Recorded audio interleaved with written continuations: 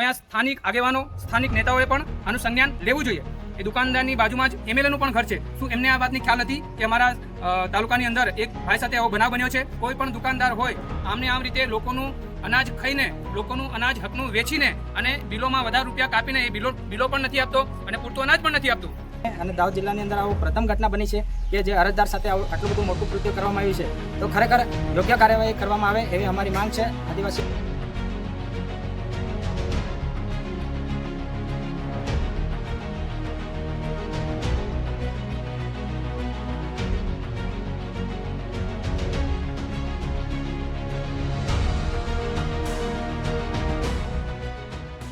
આખું બિલ પણ નથી આપતો અને પૂરતું અનાજ પણ નથી આપતો, જે કાયદાની વિરુદ્ધમાં છે અને ઉપરથી પાછી ગાળાગાળી કરે, છોકરી બૈરીને એને મારે છે આપણે, તો આ તો અયોગ્ય છે।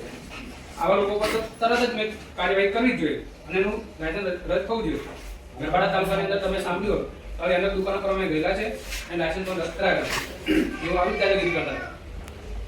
તો આ કાયદાની વિરુદ્ધમાં છે અને લોકોનું એક અપમાન કર્યું બધાની સામે, એ પણ અન્યાય છે। એટલે આ ત્વરિત અને આવતા અઠવાડિયા સુધીમાં આની પર કાર્યવાહી લો એવી મેં આશા રાખી છે। આભાર। નમસ્કાર, હું છું અનિલ પરમાર અને આપ જોઈ રહ્યા છો ઇન્કલાબ ન્યૂઝ। હવે સમાચારની વાત કરીએ તો સિંગવડ તાલુકામાં જે મામલતદાર કચેરી છે ત્યાં આદિવાસી પરિવાર તેમજ જે ઠેકાના સસ્તા અનાજમાં જે ભોગમાં બનનાર વ્યક્તિ છે તે ઉપસ્થિત છે, તેઓને આપણે ચર્ચા કરીશું।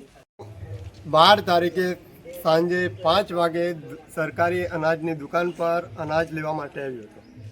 એવામાં 4-5 ગ્રાહકો હતા અને એમના પછી હું હતો। મારી આગળ એક કાકીએ અંગૂઠાની ફિગર મૂકી, એને અનાજ આપ્યું।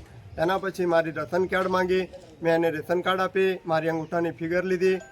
ફિગર લીધા પછી એ દુકાન સંચાલક બોલ્યો કોમ્પ્યુટર ઓપરેટરને કે 10 આપી દે, અને મને કીધું દાળ કેટલી આપું? તો મેં કીધું મેં 100ની નોટ આપી। તો મને કે તારા 100 રૂપિયા લઈ લે, તો મેં 100 રૂપિયા લઈ લીધા।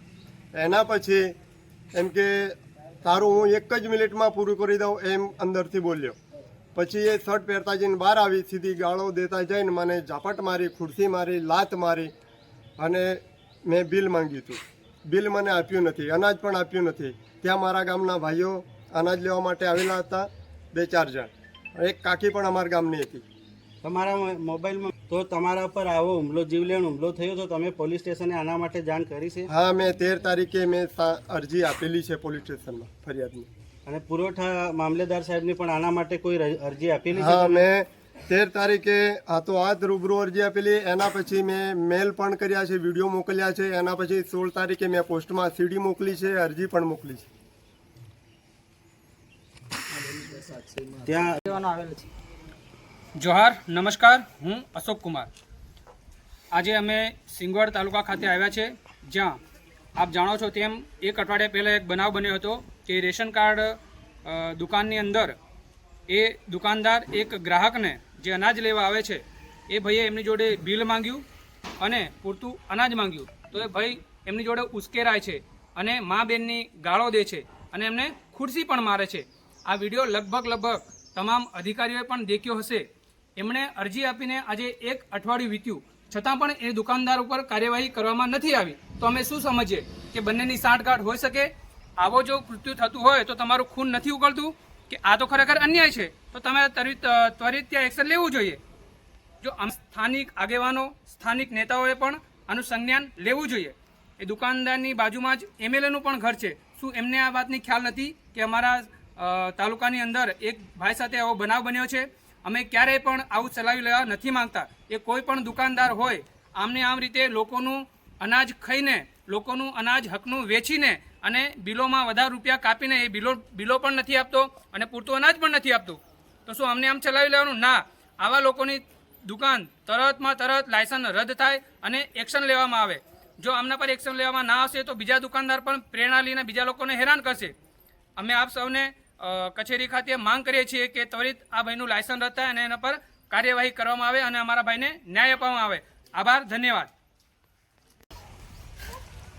જોહાર, ધર્મેશ કુમાર ભીલ। હવે જે ઘટના સિંગવડ તાલુકાની અંદર સસ્તા અનાજની દુકાન પર બની છે એ ઘટના અમે સોશિયલ મીડિયાના માધ્યમથી જોયું છે કે એ વિડીયો હાઈફાઈ રીતે વાયરલ થઈ રહ્યો છે અને અમારા સમાજની ઉપર જો આવી રીતના ઘટના બનતી હોય અને સસ્તા અનાજની દુકાનદાર જો આટલી બધી દાદાગીરી બતાવતા હોય તો અન્ય દુકાનદારો પણ એમની પ્રેરણા લેશે કે હવે આ લોકો બેસી રહેલા છે કશું બોલવાના નથી, એટલે આવી ઘટના બીજી પણ બનવાની શક્યતા છે.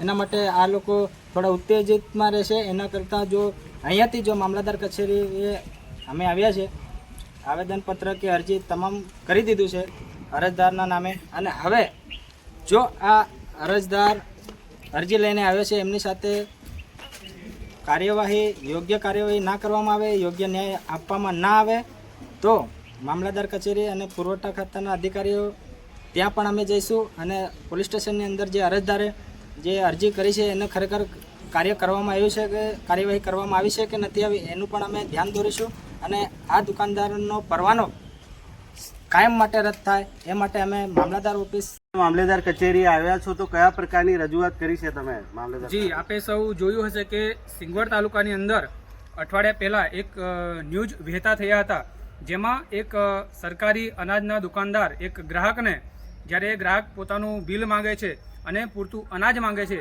ત્યારે એ દુકાનદાર ઊભો થઈને એ ગ્રાહક સાથે ગાળાગાળી કરે છે અને એને મારે છે અને ઉપરથી બેન અને દીકરીઓની ગાળો દે છે, જે આ ખરેખર આ કૃત્ય નિંદનીય છે અને કાયદાની વિરુદ્ધનું છે. છતાં પણ આ ભાઈએ હિંમત કરીને મામલતદારને અરજી આપેલ છે, પોલીસ સ્ટેશનની પણ અરજી આપેલ છે. છતાં પણ આજે એક અઠવાડિયું થઈ ગયું, જો વ્યક્તિને માર્યો છે અને ગાળો દીધી છે અને પૂરતું અનાજ પણ નથી આપ્યું, છતાં પણ તમે એ દુકાનદાર ઉપર કાર્યવાહી નહીં કરો તો એનો મતલબ અમે શું સમજીએ? જો આવું ત્વરિત જો તમારી ધ્યાનમાં આવે તો તમારે ઉલટું ત્વરિત એના પર એક્શન લેવું જોઈએ, એનું લાયસન્સ રદ થવું જોઈએ. અને આજ દિન સુધી આ તો તમારે એક ન્યૂઝની અંદર આવ્યું કે આ બિલ નથી આપતો. આવું તો જ્યારથી એને દુકાન ચાલુ કરી હોય ત્યારથી એને કેટલા લોકોનું અનાજ મારી ખાધું હશે, ત્યારથી એને કેટલા લોકોને બિલ નથી આપ્યું અને ત્યારથી એને કેટલા લોકોના પૈસા વધારે લીધા હશે, એની જવાબદારી કોણ લેશે? તો આજ પર શેના કારણે હુમલો કર્યો અને બીજી વાર આવો બનાવ ના બને એનું પણ ધ્યાન રાખવું જોઈએ. અમારો સૌની માંગ એ છે કે તમે આનું લાયસન્સ રદ કરાવો અને ત્વરિત કાર્યવાહી કરો, જેથી કરીને બીજા દુકાનદારો પણ હવે આનાથી એક શિખામણ લેશે કે ખરેખર આપણે સમાજના લોકો જોડે એ કોઈ પણ સમાજ હોય એની જોડે આપણે અન્યાય ના કરવો જોઈએ. અમે અધિકારીઓને પણ એક સંદેશ આપીએ છીએ કે આપણે સમાજ સાથે ભેદભાવ કર્યા વગર તમે આના પર ત્વરિત કાર્યવાહી કરો, એવી અમારી માંગ છે. ત્યાં બીજા પણ ભાઈ ઉપસ્થિત છે, એમના જોડેથી જાણવા. હાજરમાં જ હતા અને એ અંદરથી નીકળ્યા મોહન સાહેબ કે અનાજ તારે પૂરું અનાજ જોઈએ છે કે તને હવે અનાજ ના મળે, તું બહુ દાદાગીરી અને બહુ હોશિયારીમાં આવી ગયો અને વત્તામાં એને એમ કીધું કે તારી મિલકત જે છે ને બધી પૂરી કરાવી દઉં, એમ હાલના હાલ પૂરી કરાવી દઉં, કે તું ગરીબ નથી, તું અમીર છે, એમ એવું કરતાં કરતાં બહાર નીકળ્યો અને પછી એના ઉપર ડાયરેક્ટ ગાળો બોલતા એને મારવાનું ચાલુ કર્યું. ત્યારે અમે હાજર જ છે ત્યાં. તો ત્યાં બીજા પણ આગેવાનો છે તો એમની જોડેથી જાણવાની કોશિશ કરીએ. જો તમે પોલીસ સ્ટેશને જાણ કરી, પુરવઠા મામલતદાર સાહેબને જાણ કરી, જો એના પાસે પણ તમારો કોઈ નિકાલ ના થાય આ પ્રશ્નો, તો તમે આગળ કયા પ્રકારની રણનીતિ ઘડી છે? આદિવાસી પરિવાર તરફથી દાહોદ જિલ્લાના ભાઈઓ છે અને સિંગવડ તાલુકાના ભાઈઓ પણ સાથે છે, અને જો મારા પરિવાર સાથે જો આવું ખરાબ કૃત્ય થતું હોય તો અમે જો અઠવાડિયાનું સાહેબે મને કીધું છે કે આજે સાહેબ હાલમાં હાજર નથી, તો સાહેબ આવશે ત્યારે અમે જવાબ આપીશું, અને જો 7 દિવસમાં મને જો જવાબ ના મળે તો અમે સાથે મળી અને પરિવારવાળા બધા ભાઈઓ સાથે મળી અને આના માટે ધરણા પર બેસવાની તૈયારી કરીશું.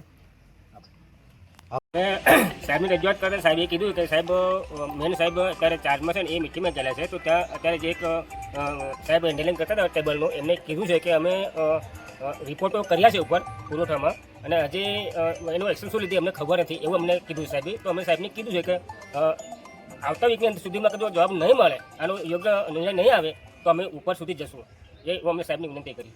તો ત્યાં અરજદાર પણ ઉપસ્થિત છે તો તેમના જોડેથી વાત કરવાની કોશિશ કરીએ.